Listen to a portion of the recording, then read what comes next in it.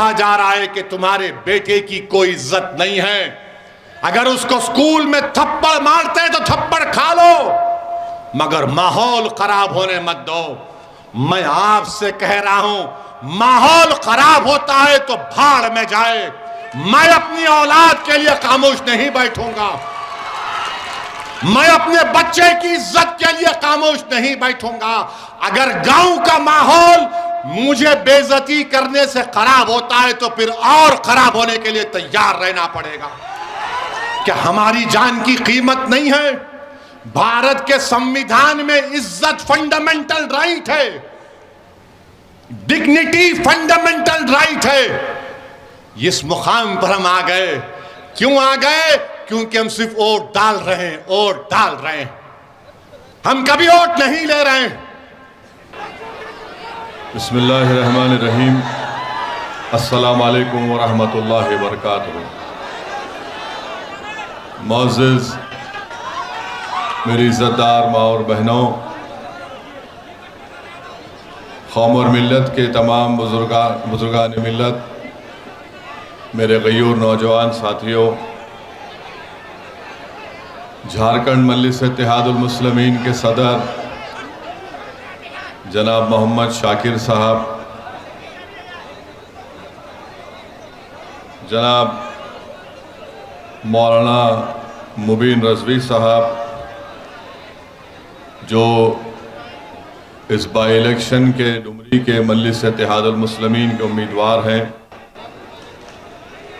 मंच पर बैठी हुई हमारी इज़्ज़तदार माँ और बहन जो हज़ारीबाग बाहरी गांव से आए हैं, अशफाक खान साहब की माँ और बहन भी आज हमारे साथ इस मंच पर बैठी हुई है।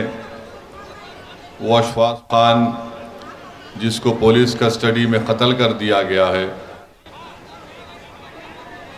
खैसर इमाम साहब, समीर अली साहब, इंतखाब आलम साहब, मंसूर आलम साहब, खैस अंसारी साहब, मोहम्मद कोहल साहब जो कौमी सदर हैं कोल की तंजीम के, असदुल हक साहब उफ बबलू मुखिया साहब, हाजी तनवीर साहब, MN खां साहब, कामरान खां साहब, मेरे अज़ीज़ दोस्तों और बुज़ुर्गों, मैं सबसे पहले आप तमाम का दिल की गहराइयों से शुक्रिया अदा करता हूँ कि आपने अपना कीमती वक्त निकाल कर आज के इस जनसभा में आपने शिरकत की। आप तमाम का बेहद शुक्रिया कि आज इतनी बड़ी तादाद में आप यहाँ पर आए हैं। मेरी आपसे गुजारिश है और मैं आपका शुक्रिया भी अदा करना चाहूँगा कि 2019 में भी मैं यहाँ पर आया था इसी ग्राउंड पर, और उस वक्त भी आपसे आपके दरमियान में खड़े होकर मुझे कुछ बोलने का मौका अल्लाह सुब्हानहू व तआला ने दिया था। आपने मजलिस के उम्मीदवार को उस वक्त भी अपने दुआओं से और वोट से नवाजा था, और उस वक्त हमारे उम्मीदवार मौलाना मुबीन रज़वी साहब थे जो आज भी हैं। आपने जो हमको वोट दिया, आपका बेहद शुक्रिया। अल्लाह आप तमाम को सलामत रखे। मेरी आपसे गुजारिश ये है कि 5 सितंबर को जो दोबारा इलेक्शन होने जा रहा है, आप तमाम लोग ज़रूर अपने वोट का इस्तेमाल करिए, और मजलिस के उम्मीदवार का इंतखाबी निशान पतंग छाप है। पतंग छाप पर बटन दबाकर आप अपने इत्तेहाद को कामयाब करिए, अपने सियासी शऊर को कामयाब करिए, और इस विधानसभा के विकास के लिए, इस विधानसभा में गरीबों और मज़लूमों की विकास के लिए, झारखंड की कमज़ोर और मज़लूम आवाम की इंसाफ के लिए एक आवाज़ को आप झारखंड के विधानसभा में भिजाइए। आज मैं आपको बड़ी जिम्मेदारी के साथ ये बात कह रहा हूँ कि जब तक आप अपने वोट से मुत्तहिद होकर इत्तेहाद पैदा करके आप अपने वोट से मजलिस के उम्मीदवार को कामयाब नहीं करेंगे, याद रखिए मेरी इस बात को कि आपसे कभी इंसाफ नहीं होगा। आपके गांव में, आपके विधानसभा में विकास का काम नहीं होगा। अगर आप ये समझते हैं कि हम सिर्फ वोट डालने वाले बन गए हैं और हमारे वोट डालने से हमसे इंसाफ होगा, हमारे वोट डालने से जिस तरह हजारीबाग में अशफाक खान को मार दिया गया उसके परिवार को इंसाफ मिलेगा, अगर आप ये समझ रहे हैं कि जिस तरीके से आज आए दिन झारखंड में मॉब लिंचिंग के ज़रिए से लोगों को मार दिया जाता है वो रुक जाएगा, वो नहीं रुकेगा। मेरी इज़्ज़तदार माँ और बहनों, मेरे बुज़ुर्गों, मेरी इस बात का आप यकीन कर लो, ये उसी वक्त रुकेगा जब आपके लिए लड़ने वाला कोई एक एमएलए होगा जो झारखंड में जहाँ कहीं भी किसी गरीब, आदिवासी, मुसलमान या दलित पर जुल्म होगा वो दौड़ता हुआ उस पीड़ित परिवार के दरमियान में पहुंचेगा, उनकी लड़ाई को अपनी लड़ाई समझेगा, वो अपनी तकलीफ समझकर वो इंसाफ की लड़ाई लड़ेगा। जब तक आप इस बात को नहीं समझेंगे, याद रखिए ये जुल्म जारी और सारी रहेगा। मुझे अफसोस इस बात का है कि अभी हम सुन रहे थे कि यहाँ पर मुख्यमंत्री आए थे हेमंत सोरेन साहब और उन्होंने आकर ये कह दिया कि झारखंड में कोई मॉब लिंचिंग नहीं हुई है। हम झारखंड के मुख्यमंत्री को याद दिलाना चाहते हैं, शायद वो इतना काम कर रहे हैं कि आजकल बहुत सी चीज़ों को भूल जाते हैं या फिर उनकी उम्र भी बढ़ रही है, नहीं मालूम। मैं मुख्यमंत्री को याद दिलाना चाहूँगा कि हमारे मंच पर अशफाक खान की माँ और बहन बैठी हुई है। मुख्यमंत्री, क्या आपको अशफाक खान की मौत मालूम नहीं हुई कि आज अशफाक खान की माँ को और उसकी बहन को हमारे मंच पर आना पड़ा आपको आईना दिखाने के लिए कि अशफाक खान की मौत तुम्हारी हुकूमत में, तुम्हारी पुलिस स्टेशन में उसकी हत्या कर दी गई थी। हम यहाँ के मुख्यमंत्री को याद दिलाना चाहेंगे जिन्होंने कहा कि मॉब लिंचिंग नहीं हुई, तो फिर सिकनी गांव में, रामगढ़ में शमशाद अंसारी को किसने मारा? क्या कोई आसमान से उतर कर आए और मार कर उड़ कर चले गए? शमशाद अंसारी को मारने वाले इसी ज़मीन पर रहने वाले जालिम लोगों ने शमशाद अंसारी को इसलिए मार दिया क्योंकि उनको मालूम है कि हेमंत सोरेन कुछ नहीं करेगा, वो उनका आदमी है, इसलिए शमशाद अंसारी को मार दिया गया। और जब पीड़ित परिवार आज भी इंसाफ के लिए लड़ाई लड़ रही है, शमशाद अंसारी के पीड़ित परिवार के लोग आज हमसे मुलाकात करने के लिए आ रहे थे, तो रास्ते में कांग्रेस के गुलामों ने उनको रोक लिया और कहा कि मत जाओ ओवैसी के पास, हम तुम्हारा कुछ कर देंगे। अरे ओवैसी से मिलने से तुम रोक तो सकते हो, मगर तुम मेरी आवाज़ को उनके दिलों तक पहुंचाने में रोक नहीं पाओगे। तुमने शमशाद अंसारी को खामोश कर दिया, मगर शमशाद अंसारी के रूप में हर बच्चा झारखंड से खड़ा होगा और हेमंत सोरेन से कहेगा कि मेरा नाम शमशाद अंसारी है, बताओ मुझसे इंसाफ कब किया जाएगा।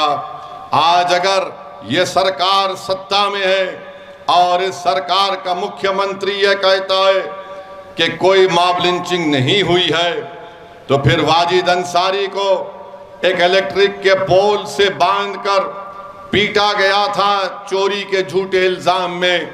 इसी साल अप्रैल 2023 में महू टोली में वाजिद अंसारी को मार दिया गया। गरवाहा जिले में अप्रैल 2023 में वसीम सज्जाद पुलिस कस्टडी में मर जाता है। हेमंत सोरेन साहब, क्या आप सो रहे हैं? तो जागो और देखो कि तुम्हारे गरवा डिस्ट्रिक्ट में वसीम सज्जाद को कत्ल कर दिया गया। जमशेदपुर में 6 दुकानों को जो अल्पसंख्यक समाज मुसलमानों की थी उनको जला दिया गया। सरकार सेकुलर पार्टी की है, सरकार में कांग्रेस है, सरकार में राजद है और आपके राज में दुकानें जलती हैं। शमशाद अंसारी का कत्ल हो जाता है, मगर आप हमको गाली देते हैं। सत्ता में आप हैं, इल्जाम मौलाना मुबीन रजवी पर लगा दिया जाता है, इल्जाम मेरे सदर शाकिर पर लगा दिया जाता है कि ये बी टीम है। अरे बताओ, जब तुम सत्ता में हो तो तुमने इन दुकानों को जलने से क्यों नहीं बचाया? साहिल और मुदस्सिर को पुलिस की गोलियों ने खत्म कर दिया। यकीनन ये हमारे लिए शहीद है, मगर साहिल और मुदस्सिर से मिलने कौन गया था? मैं गया था साहिल और मुदस्सिर से मिलने के लिए। हम इसलिए नहीं गए थे कि हमको कोई सियासत करना था, हम इसलिए गए क्योंकि हमने उन बच्चों की तकलीफ को अपने दिलो दिमाग और अपने सीने में महसूस किया। इंसानियत अभी भी हम में जिंदा है, हम वहां पर गए थे। मगर बताओ, जो आज हम चुनाव लड़ रहे हैं तो हमको गाली दे रहे हैं। अरे 16 साल का शहबाज खान जो ट्यूशन लेकर अपने घर को वापस आ रहा था, तो किसने गरवाहा में उसको गोली मारकर कत्ल कर दिया गया और झाड़ियों में उसकी लाश को फेंक दिया गया। बताइए हेमंत सोरेन साहब, बताओ कांग्रेस के लोगों, तुम सत्ता में हो, मैं सत्ता में नहीं हूं, किसने मारा 16 साल के शहबाज खान को? और फिर क्या ये बात सच नहीं है कि बीजेपी के एक पूर्व विधायक जिनका नाम जरमुंडी देवेंद्र कुंवर है, तौसीफ नामी बच्चे को उठक बैठक कराया, उसको थूका उसके मुंह पर? क्या किया तुमने बताओ? आज तुम हमको गाली देते हो कि सदुद्दीन ओवैसी आएगा और भड़काऊ भाषण देगा। मेरी इज्जतदार माँ और बहनों, अशफाक खान के बारे में हमने बता दिया आपको। यही गिरिडीह में मोहम्मद कैफी और मोहम्मद आसिफ को किसने पीट पीट कर मार दिया कि ये तस्करी का काम कर रहे थे? क्या हेमंत सोरेन को मोहम्मद कैफी और मोहम्मद आसिफ के बारे में भी नहीं मालूम, जिनको मार मार कर उनका कत्ल कर दिया गया? 8 मार्च 2021 को सचिन नामी एक 22 साल बच्चे को चोरी के इल्जाम में पकड़कर कत्ल कर दिया गया। अंगारा रांची में 27 साल मुबारक खान को पीट पीट कर उसकी जान ले ली गई, उसी तरह लाइट के पोल से बांधकर। और हेमंत सोरेन को शायद नहीं मालूम कि मुबारक खान भी मार दिया गया। मेरे अजीज दोस्तों, जमशेदपुर में नौशाद को पुलिस कस्टडी में उसकी मौत हो जाती है। 10 अगस्त को नौशाद को उठाया जाता है। मेरी इज्जतदार माँ और बहनों, आप जानते हैं कि जब तबरेज अंसारी को मारा गया था, मैंने खुद तबरेज अंसारी की बेवा से मुलाकात की थी। क्या उस वक्त कौन सा मामला था? हमको तकलीफ हुई कि एक नौजवान बच्ची बेवा हो गई है। मुदस्सिर और साहिल की क्या मामला था? हम के घर को गए थे। मेरी इज्जतदार माँ और बहनों, मेरे बुजुर्गों, आपने यहाँ पर झारखंड में 4 अल्पसंख्यक मुसलमान समाज के एमएलए को आपने कामयाब किया। इतने वाकयात होते हैं। अरे जमतारा से यहाँ पर आपने एक मुस्लिम विधायक को कामयाब किया और अभी हमको बताया गया हसन साहब भी फिर रहे हैं। 4 आपके एमएलए हैं। आप में इतनी हिम्मत नहीं हुई कि आपने इन जुल्मों के खिलाफ आवाज उठाते? आप में गीरत क्यों नहीं जागी कि आपको अगर कामयाब किया तो क्यों कामयाब किया? क्या तुमको कामयाब इसलिए तो नहीं किया कि तुम हेमंत सोरेन के सामने अपने सर को झुकाकर गुलामी करो? तुमको कामयाब इसलिए किया कि तुम गरीब और मजलूमों पर जब जुल्म होगा तो तुम उनकी आवाज बनोगे। तुम सरकार में बैठकर तुम अगर मंत्री बन गए हो तो तुम समझ रहे हो कि तुमको बहुत बड़ा मुकाम मिल गया। अरे जब अल्लाह ने तुमको मुकाम दिया तो तुम उस मुकाम को इस्तेमाल करो गरीबों के इंसाफ के लिए। मगर इतने लोगों को मार दिया गया और यहाँ पर हेमंत सोरेन की सरकार इस पर कोई कार्रवाई नहीं करती है। मेरे अजीज दोस्तों और बुजुर्गों, एक यहाँ पर एक विधायक साहब हैं, उन्होंने एक ये भी कह दिया था कि अगर मुझे कोई इबादतगाह बनाना पड़े तो मैं अपना गुर्दा बेच दूंगा। कहा था ना, मैं अपना गुर्दा बेच दूंगा। अरे इतने लोग मारे गए, तुम्हारा गुर्दा छोड़ो, तुम्हारी जबान नहीं खुल रही है, तुम गुर्दा कहां तक जाओगे? उस विधायक ने कहा था कि मैं अपना गुर्दा बेचकर इबादतगाह को बना दूंगा। अरे तुम क्या बनाओगे हमको नहीं मालूम, मगर तुम झारखंड की जनता को तो बेवकूफ बना रहे हो, उनका मजाक कर रहे हो और वो मौत की आगोश में चले जा रहे हैं। मेरे अजीज दोस्तों और बुजुर्गों, आप देखते हैं कि बोकारो में, चक्रधरपुर में क्या क्या तकारीर नहीं की गई थी, क्या क्या भाषण नहीं दिया गया था। अगर हम उस पर बोलना शुरू करेंगे तो फिर एक नया तनाज़ा यहां पर पैदा होगा। मेरे अजीज दोस्तों और बुजुर्गों, आप ये भी जानते हैं कि जिस प्रदेश से मैं आता हूं, तेलंगाना है, वहां पर 50 लाख से कम मुसलमान हैं। झारखंड में 60 लाख के करीब मुसलमान हैं। और हम जिस प्रदेश से आते हैं वहां पर अल्पसंख्यक समाज का एक मंत्रालय है और इस साल का बजट क्या है आपको मालूम? 2200 करोड़ रुपये। और झारखंड में अल्पसंख्यक समाज का विजारती अखिलती बहबूद का बजट सिर्फ 500 करोड़ रुपये, सिर्फ 500 करोड़ रुपये। और हम जब यहां पर आ रहे हैं तो हमको गाली दे रहे हैं। अरे भैया गाली दो हमको, तुम्हारी गालियों से मैं रुकने वाला नहीं हूं। यहां तेलंगाना में हमारे 7 विधायक हैं, कोई मंत्री नहीं है। सुनिए, कोई मंत्री नहीं है, मगर हम 50 लाख से कम हैं।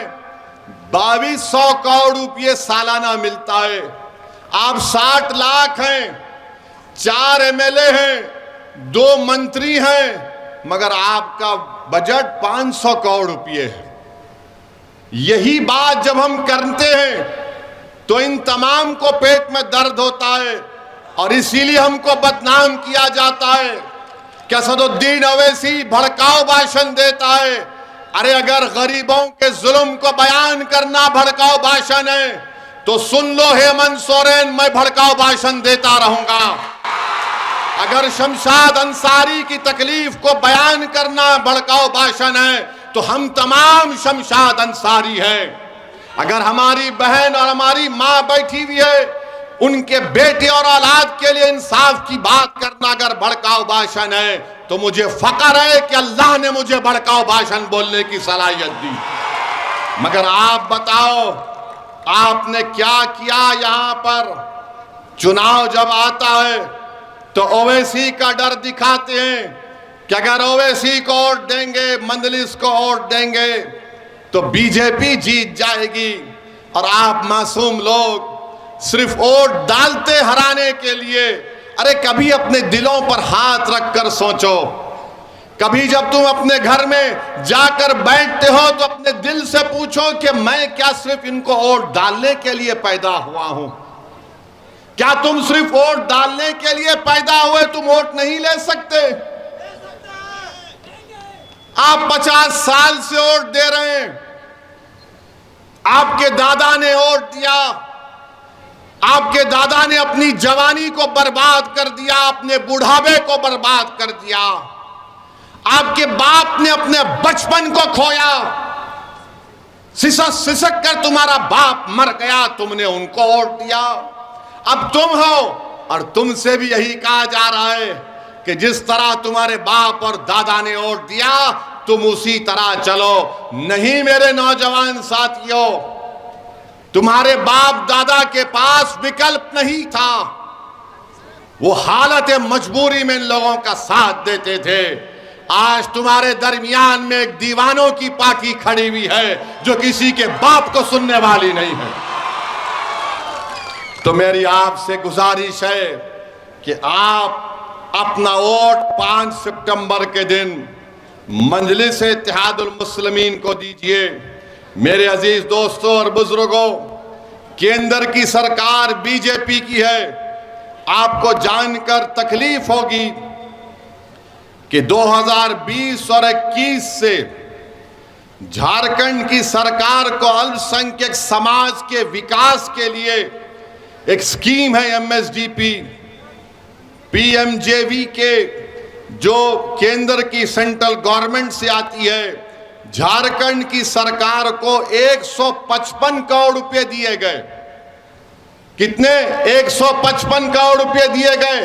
ये हेमंत सोरेन ने उसमें से सिर्फ 5 करोड़ रुपए खर्चा किए। 155 करोड़ में स्कूल की बिल्डिंग बननी चाहिए थी, रोड बनना चाहिए था जहां पर अल्पसंख्यक समाज रहता है, मुसलमान, जहां पर ईसाई रहते हैं, मगर इन्होंने उसमें से 5 करोड़ रुपए खर्चा किए। बोरवेल डालना चाहिए था, कॉलेज की बिल्डिंग बनना चाहिए था। अब बताओ इसमें ओवैसी कहां से आ गया? 155 करोड़ में सिर्फ 5 करोड़ रुपए खर्चा करते हैं और यहां पर आकर ये हेमंत सोरेन के मंत्री कहती हैं कि मौलाना मुबीन रजवी भेड़िया है। मेरे अजीज दोस्तों और बुजुर्गों,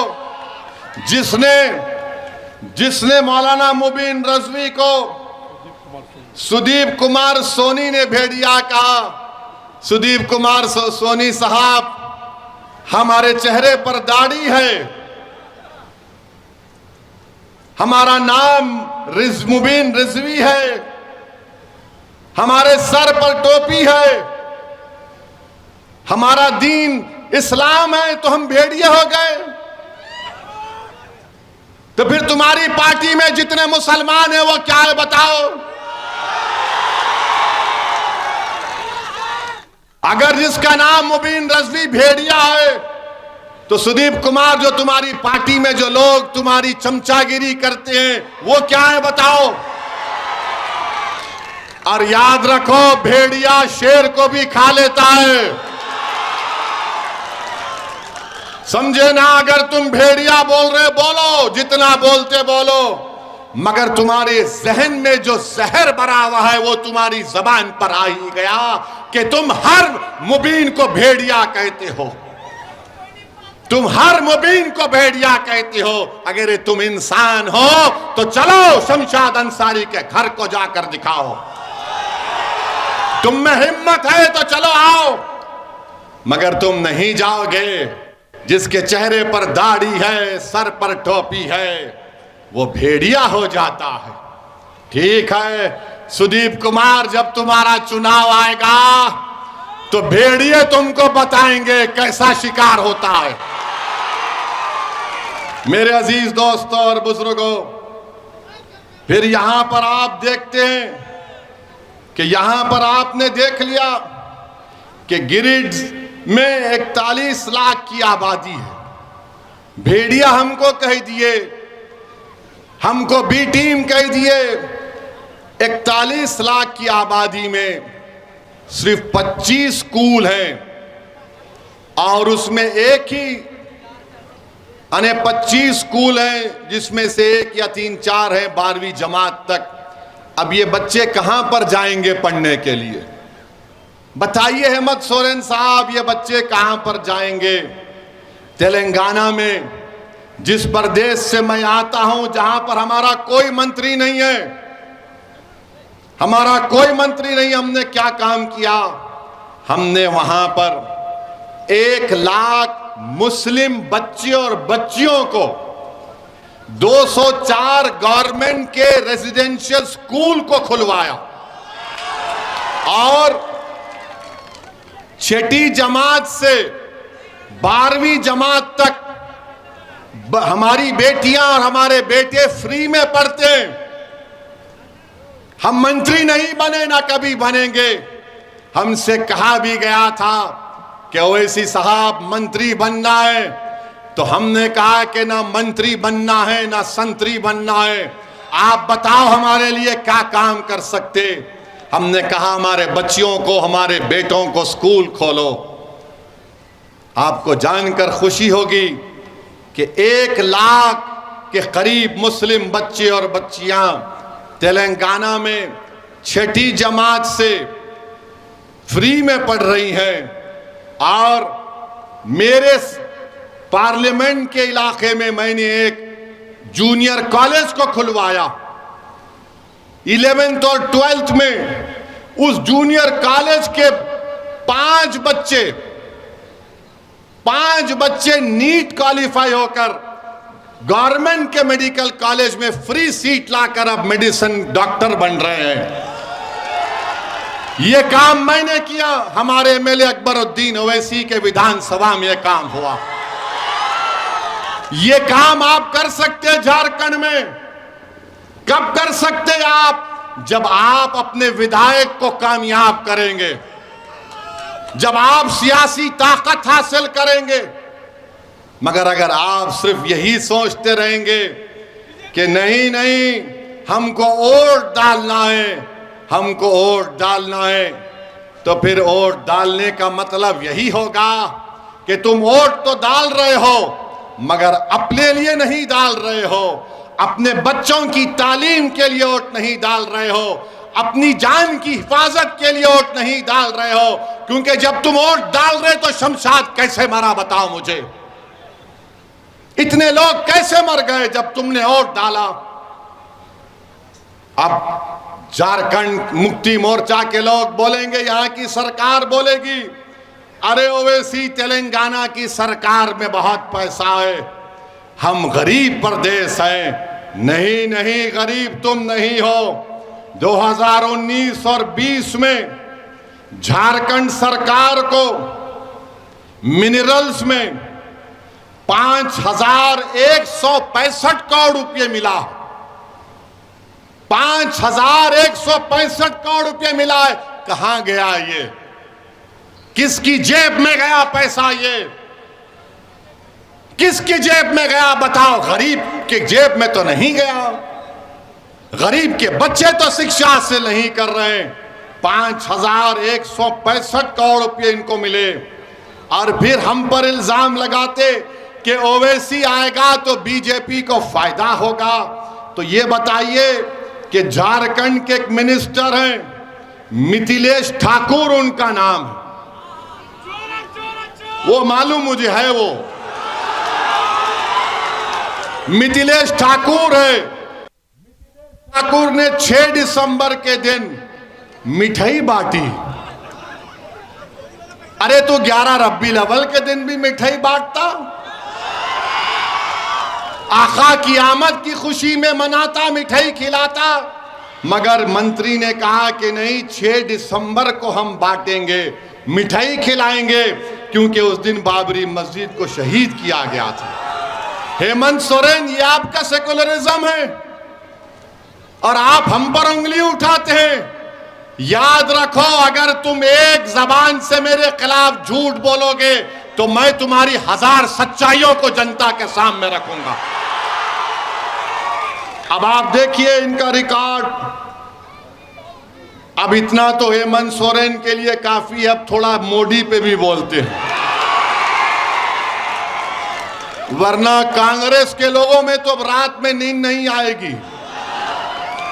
हेमंत सोरेन को भी जरा बेचैनी होगी, करवटें लेंगे कि ये क्या क्या सच्चाई को बयान करके चला गया। फिर कोई कांग्रेसी बोलेगा या हेमंत सोरेन के पास का बोलेगा, मोदी को नहीं बोले, अरे मोदी को तो हम ही बोल रहे हैं, 9 साल से तुम तो गूंगे बनकर बैठे हो। तुमने क्या 3 मर्तबा बीजेपी से डिप्टी चीफ मिनिस्टर नहीं बने हो हेमंत सोरेन? क्या बीजेपी और तुमने आरएसएस का दामन नहीं थामा? और तुमने थामा और हम उनसे सीना तान कर मुकाबला कर रहे हैं। मुझे अफसोस हुआ जब मुझे अभी बताया गया कि मुजाहिद आज़ादी हजरत मौलाना शेख भिखारी साहब का पड़पोता, शेख भिखारी साहब जिसने अंग्रेजों की गुलामी से देश को आजाद कराने के लिए झारखंड का अजीम सपूत, उनका पड़पोते को 24 अगस्त 2023 को मंदर ब्लॉक रांची में, जिसका नाम बिट्टू खान है, उसको मॉब लिंचिंग कर दी गई। वो अब दवाखाने में अपनी जिंदगी और मौत की लड़ाई लड़ रहा है।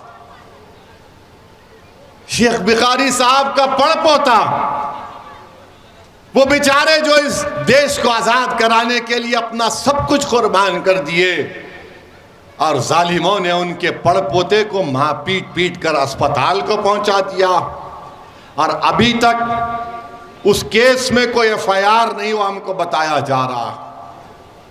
बताइए आप, इल्जाम हम पर लगता है, मगर जब ये तमाम सच्चाई को हम बयान करते हैं तो आज आपसे अपील करने आए हैं कि झारखंड में आदिवासी, मुसलमान, दलित, ये गुलदस्ता है इस प्रदेश का, और पूरे देश, हमारा भारत एक गुलदस्ता है।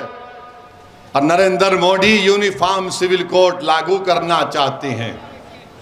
हम यूनिफॉर्म सिविल कोड को मुस्तरद करते हैं। यूनिफॉर्म सिविल कोड को हम एक्सेप्ट नहीं करते। क्या आदिवासियों पर यूनिफॉर्म सिविल कोड ला सकते मोदी आप? क्या छोटा नागपुर का कानून नहीं है झारखंड में जमीन का? इस जमीन का कानून है। क्या आदिवासियों पर यूनिफॉर्म सिविल कोड लागू किया जा सकता है झारखंड के? बताओ बीजेपी वालों, मैं चैलेंज कर रहा हूं मोदी को कि क्या तुम झारखंड के, छत्तीसगढ़ के, तेलंगाना के, मध्य प्रदेश के, राजस्थान के आदिवासियों पर यूनिफॉर्म सिविल कोड लागू करोगे? नहीं कर सकते और नहीं करना चाहिए, क्योंकि भारत की खूबसूरती यही है कि यहां पर हजारों तहजीबें हैं, हजारों तहजीबें हैं। यहां पर हर एक का अपना अपना पर्सनल लॉ है। दिल्ली में बैठा हुआ कोई बाबू, दिल्ली में बैठा हुआ आरएसएस का प्रधानमंत्री हमारे जिंदगी के फैसले नहीं कर सकता। कोई हमको ये नहीं बताएगा कि हम कैसे अपनी जिंदगी गुजारेंगे। भारत के संविधान में मजहब की आजादी फंडामेंटल राइट है, और मैं अपने मजहब के बताए हुए तरीके पर अपनी जिंदगी को गुजारूंगा। नरेंद्र मोदी मुझे आकर नहीं बता सकते कि मैं अपने मजहब पर कैसे चलूं। इसीलिए हम यूनिफॉर्म सिविल कोड के खिलाफ हैं। अब आप बताइए, यूनिफॉर्म सिविल कोड कभी सुना आपने इन लोगों को जो हमको गाली देते हैं? इनकी जबान नहीं खुलती। पार्लियामेंट में नो कॉन्फिडेंस मोशन, हिंदी में क्या बोलते? नो कॉन्फिडेंस, हाँ, अविश्वास प्रस्ताव आया था। हमने वहां पर 6-7 मिनट में पूरा सबका बयान कर दिया, हर चीज को खोल खोल कर बयान कर दिया। बताओ, आपकी तो जबान ही नहीं खुलती। आप तो सिर्फ एक ही बात करते, मैं दुकान खोलना चाहता हूं मोहब्बत की। दूसरा बोलता है मैं चौकीदार हूं।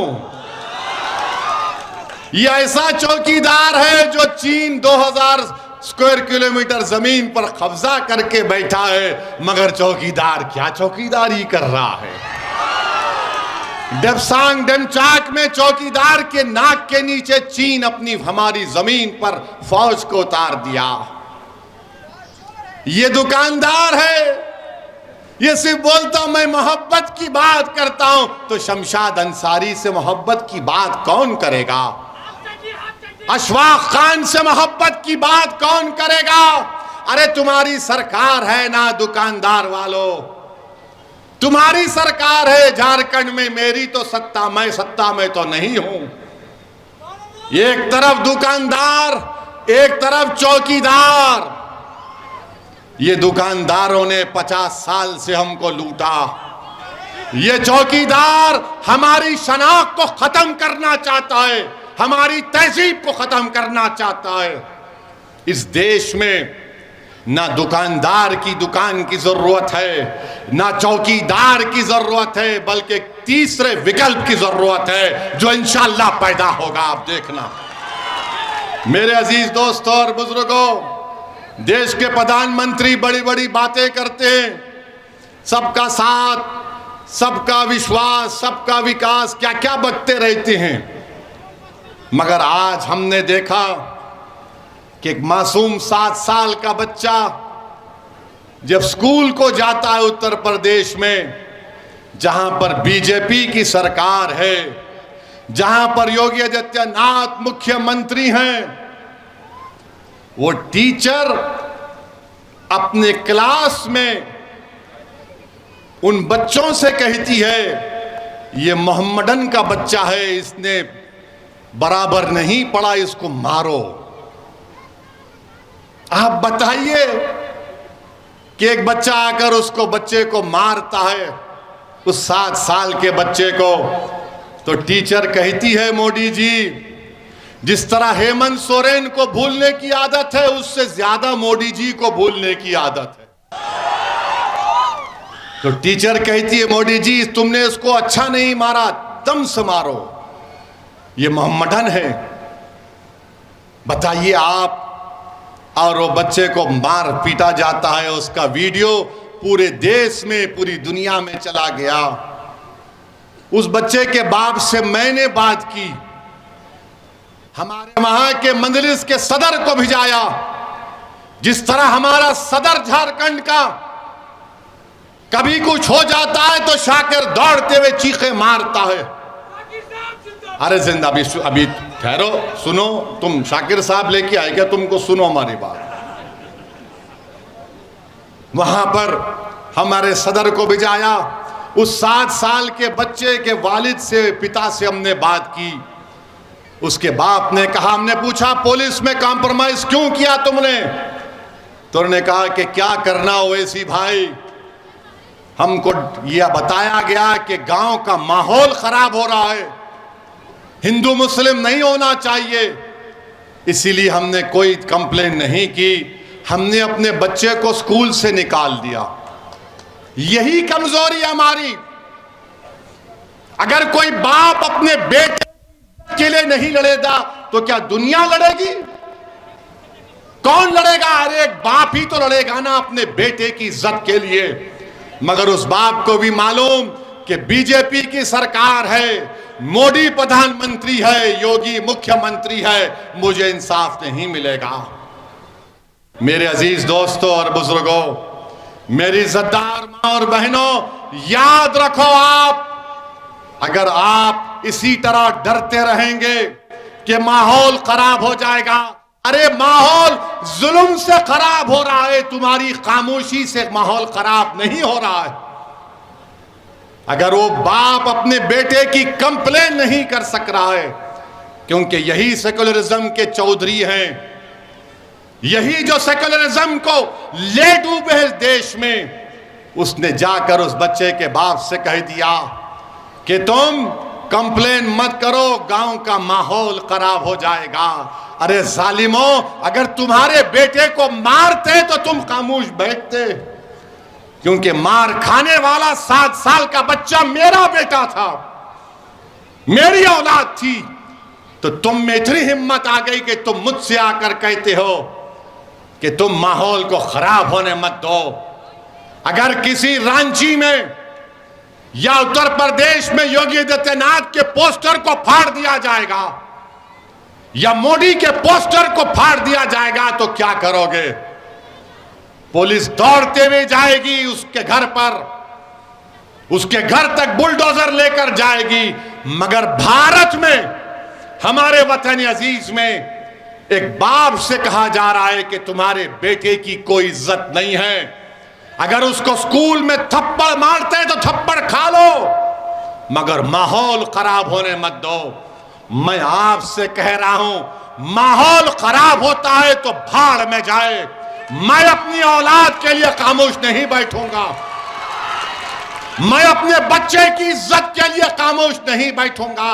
अगर गांव का माहौल मुझे बेइज्जती करने से खराब होता है तो फिर और खराब होने के लिए तैयार रहना पड़ेगा। क्या हमारी जान की कीमत नहीं है?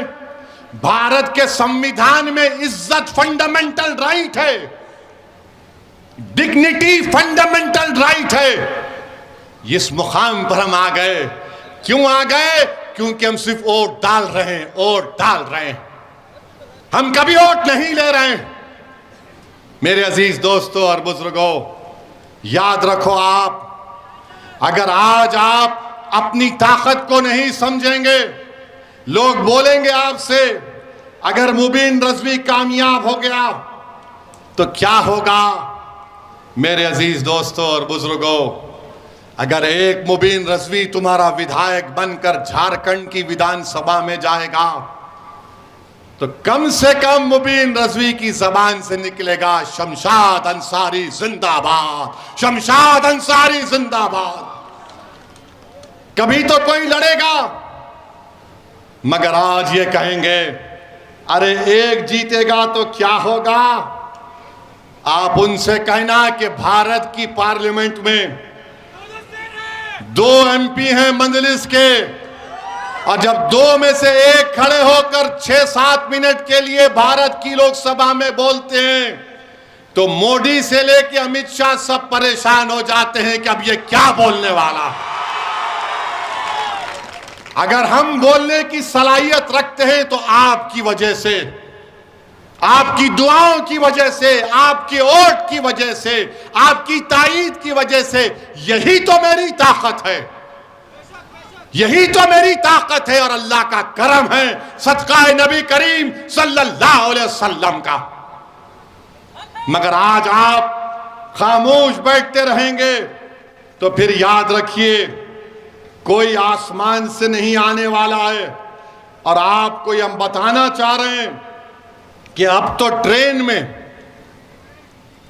में वो यहीं पर था, शायद वो खबीस शैतान जिसने गोली मारी वो झारखंड के रेलवे स्टेशन में था शायद, बहरहाल कहीं भी था। वो नाम पूछकर रेलवे में गोली मारता है। एक हैदराबाद का लड़का है,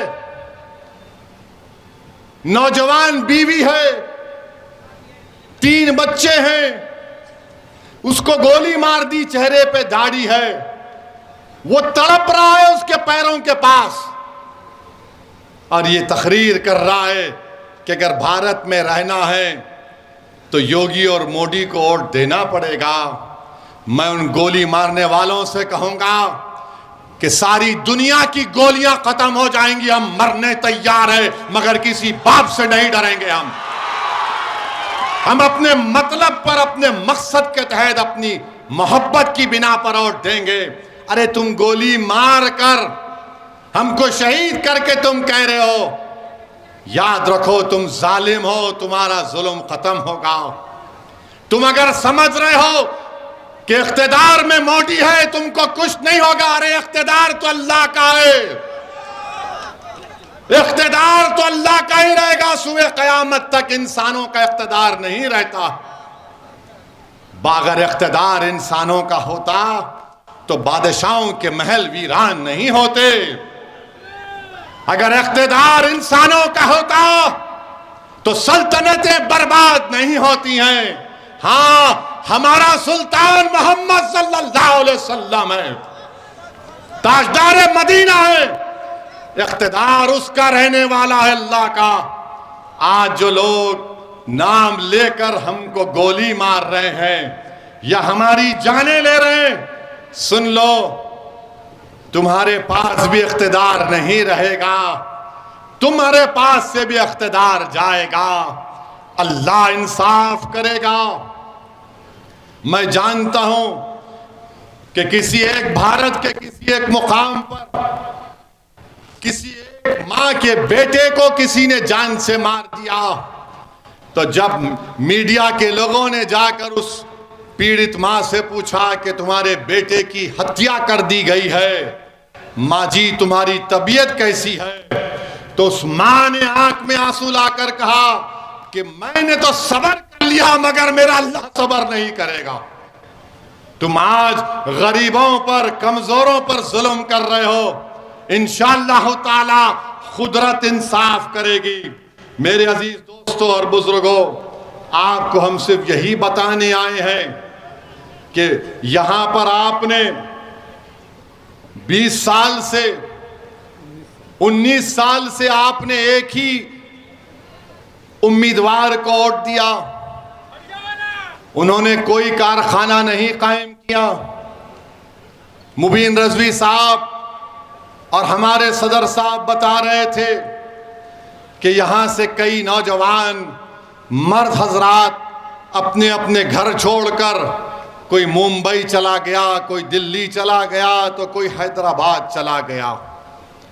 अगर कारखाना बन जाता तो कुछ काम लगता, यहां पर नौकरी मिलती, मगर हेमंत सोरेन ने ना कारखाना लगाया ना नौकरी लगाई। अब कह रहे हैं कि 60-40, हेमंत सोरेन 60-40 कह रहे हैं। तो आपने अच्छा नारा लगाया था, क्या कहा? 60-40 नहीं चल तो, 60-40 नहीं चल तो हेमंत सोरेन को 40 दीजिए, 60 हमको देकर इनको कामयाब करिए, तभी इनका दिमाग हल्का होगा। अरे ये आदिवासी प्रदेश है, आप ये कह रहे हैं कि 60-40? हेमंत सोरेन, कौन आपको कह रहा है ये सब बातें? क्या आप अपनी बर्बादी को दावत दे रहे हैं? अरे ये गरीब प्रदेश में आप यहां के लोगों को नौकरी देने के बजाय आप कह कुछ और ही कह रहे हैं। मुझे बड़ा अफसोस हुआ कि जब मैं ये देखा, क्या देखा मैंने कि हेमंत सोरेन कह रहे हैं कि संस्कृत यूनिवर्सिटी बनाएंगे। अच्छा, संस्कृत यूनिवर्सिटी, संस्कृत बोलने वाले 24,280 है लोग हैं। कितने लोग हैं संस्कृत बोलने वाले? हेमंत सोरेन 24,000 लोगों के लिए यूनिवर्सिटी और पूरे जिले के 31 लाख लोगों के लिए खाली 25 स्कूल, और आप इसलिए वोट देंगे? आप इसलिए वोट देंगे? अब नहीं मालूम तुम 5 तारीख को जाके क्या करोगे, नहीं मालूम। नहीं, अभी सुनो, अभी हमारे यहां से जाने के बाद हजरत इबलीस के पूरे साथी आप तक भाग कर आएंगे। ये बड़ा जज्बाती बयान देकर गया, तुम इसकी बातों में नहीं आना, हम सब कर देंगे। याद रखो, आप आज के बाद जेएमएम और कांग्रेस के लोग आपके घर के अतराफ फिरेंगे, ए बाबा भीख दे देना, एक दे के वोट दे देना। ये तो हम काम कर दिए ना, ये तो हम रोड पे ला लिए उनको, तुम्हारे गांव में ला लिए, मगर अब आपकी जिम्मेदारी है कि आप अपने लिए, अपने बच्चों के लिए अपने वोट का सही इस्तेमाल करिए। हम हेमंत सोरेन साहब से पूछना चाहते हैं कि झारखंड में 170 जबानें बोली जाती हैं। कौन सी जबानें हैं? कोरथा, संथाली, हिंदी, बंगाली, उर्दू, मगधी, हो, सदन, ओरायन, मुंदारी, ये सब जबानें। अरे इनके यूनिवर्सिटी खोल देते आप, इनकी यूनिवर्सिटी खोल देते हेमंत सोरेन। इतने पैसे आपके ने कहां से आ गए? खैर, बहरहाल मेरे अजीज दोस्तों और बुजुर्गों, आपको हम बताना चाह रहे हैं कि जिस प्रदेश से हम आते हैं, हमने वहां पर हमारा कोई मंत्री नहीं है। हमने हमारे मुख्यमंत्री से बात किया, हम तमाम मुस्लिम डेलीगेशन गए, मुख्यमंत्री से कहा कि तेलंगाना में यूनिफॉर्म सिविल कोड नहीं। मुख्यमंत्री ने कहा बिल्कुल नहीं आएगा, हम तायीद नहीं करेंगे। फिर हमने मुख्यमंत्री से कहा कि हमारे सेक्रेटेरिएट में, हिंदी में सेक्रेटेरिएट क्या बोलेंगे, मंत्रालय, सचिवालय, वहां पर मस्जिद को शहीद कर दिया गया था। आज तेलंगाना में हुकूमत ने ही मस्जिद को बनाया, नई मस्जिद को बनाया। मुख्यमंत्री आए तो हमने मुख्यमंत्री से कहा, मुख्यमंत्री जी आप भी कुछ बोलिए। तो हमारे मुख्यमंत्री ने उस मस्जिद को बनाया। क्यों बनाया? क्योंकि वो भी सेकुलर हैं, वो जानते हैं कि यहां पर तेलंगाना के लोगों में बीजेपी और कांग्रेस की चापलूसी और इनकी कम्युनलिज्म पसंद नहीं है। आपको मालूम, तेलंगाना में वहां की सरकार हर विधानसभा में, 119 विधानसभा में, एक विधानसभा में मेरे ख्याल से 480 लोगों के दरमियान में एक आदमी को 1 लाख रुपए दिए जा रहे हैं। एक आदमी को 1 लाख रुपए गवर्नमेंट में ऑनलाइन अप्लाई करो। हर विधानसभा में 400 से 800 के दरमियान में एक अल्पसंख्यक समाज के मुसलमान को 1 लाख रुपए दिए जा रहे हैं। अरे वाह वाह, तुम खाली मुशायरा नहीं हो रहा है, 5 तारीख को जाके वाह बोल के पतंग पे बटन दबाओ। और फिर आपको बताना चाह रहे हैं, हमने सरकार से बातचीत की, हमारे मुख्यमंत्री से, उनका नाम के चंद्रशेखर राव है। हमने उनसे कहा कि हमको खबरस्तान की जमीन की जरूरत है। तो हमारे मुख्यमंत्री ने 125 एकड़ कब्रिस्तान को दी। और हमने क्या किया? हमने कहा सुन्नियों की इतनी रहेगी, शियाओं की इतनी रहेगी। यहां पर हमारे बोहरी समाज के भी लोग हैं, मेहदवी समाज के भी लोग हैं। हमने कहा कि सबको इसमें जमीन मिल जाएगी। मेरे भाई, जिंदा रहने के लिए मंजलिस तेलंगाना में काम कर रही है, और जिंदा रहने के लिए सियासी ताकत जरूरी है, जिंदा रहने के लिए बच्चों को स्कूल जरूरी है, जिंदा रहने के लिए मस्जिद की और जान की हिफाजत की जरूरत है। ये कब होगा? जब तुम्हारे पास सियासी ताकत होगी। अगर आप सिर्फ वोट डालने वाले बनेंगे तो फिर आपका नुकसान ही होगा। वोट डालने से नहीं, वोट लेने से ताकत मिलती है। वोट डालना तो बच्चों का काम है, वोट लेना तो आपकी ताकत का काम है। तो इसीलिए आपसे अपील कर रहे हैं कि आप 5 तारीख के दिन पतंग छाप के निशान पर पूरे एक होकर, मुत्तहिद होकर मुबीन रजवी साहब को अपना वोट दीजिए। और इंशाअल्लाह ताला 2024 के पार्लियामेंट के चुनाव में हमने तेलंगाना के मुख्यमंत्री से कहा कि के चंद्रशेखर राव साहब, आज ये देश तड़प रहा है, लोग तंग आ चुके हैं चौकीदार और दुकानदार से। हमने उनसे कहा कि आप आगे बढ़िए, पूरा देश आपके साथ खड़ा हो जाएगा। हम उम्मीद करते हैं कि हमको भी छुटकारा मिले दुकानदार और चौकीदार से। ये दुकानदार और चौकीदार, ये दोनों भाई हैं, इनमें कोई फर्क नहीं है, इनमें कोई फर्क नहीं है। हमारी बात के यकीन करिए। इंशाअल्लाह मैंने आपसे वादा किया था कि मैं झारखंड को आया हूं और आता रहूंगा। आपने 2019 में हमको वोट दिया, हमको कामयाबी नहीं मिली, यकीनन हमको थोड़ा रंज हुआ, मगर हमको हमारे हौसले पस्त नहीं हुए।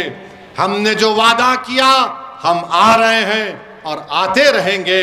मगर मेरी इज्जतदार माँ और बहनों, मेरे नौजवान साथियों, मेरे बुजुर्गों, वोट लेना हमारा काम है, वोट देना हमारा काम नहीं है। मुबीन रजवी को कामयाब करो, और जिसने मुबीन रजवी को भेड़िया कहा उसको सबक सिखाइए। आप अपने वोट से मंजलिस को कामयाब करिए, अपने दुआओं से मंजलिस को कामयाब करिए। आप तमाम का बेहद शुक्रिया कि इतनी चिलचिलाती धूप में आप यहाँ पर आए। अल्लाह आप तमाम को सलामत रखे। अस्सलाम वालेकुम व रहमतुल्लाहि व बरकातहू।